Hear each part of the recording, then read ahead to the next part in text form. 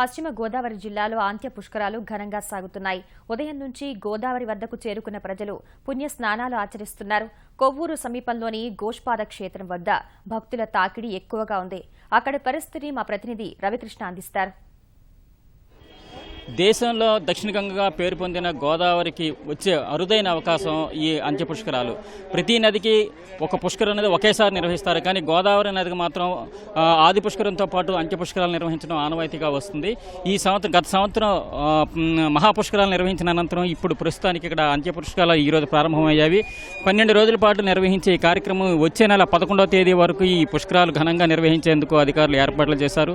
మహాపుష్కరాలు అంత ఘనంగా కాకపోయినా అంత పెద్ద స్థాయిలో భక్తులు రాయినప్పటికీ కూడా గత పుష్కరాలకి స్నానాలు ఆచరించడానికి వీలు లేని వారు, అదేవిధంగా మొదటిసారి చేసి రెండోసారి చేయడం వల్ల పుణ్యం సంపూర్ణమవుతున్న ఉద్దేశంతో వచ్చేవాళ్ళు కూడా ఈసారి ఇక్కడికి కొవ్వూరు గోష్పాద క్షేత్రంలోకి వచ్చి స్నానాలు ఆచరిస్తున్నారు.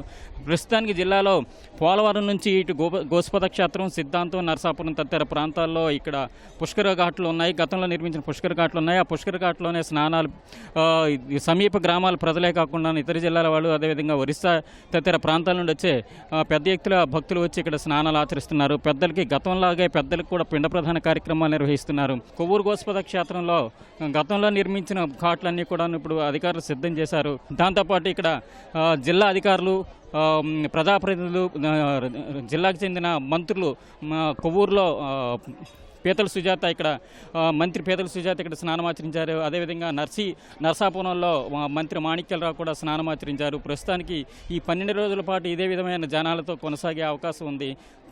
పెద్ద స్థాయిలో ఈ 12 రోజులు ఎలాంటి ఇబ్బందులు లేకుండా భక్తులకు అన్ని సౌకర్యాలు కల్పించే విధంగా అధికారులు అన్ని ఏర్పాట్లు చేశారు. కెమెరామెన్ నాగరాజ్తో రవికృష్ణ, ఈటీవీ న్యూస్, పశ్చిమ గోదావరి జిల్లా.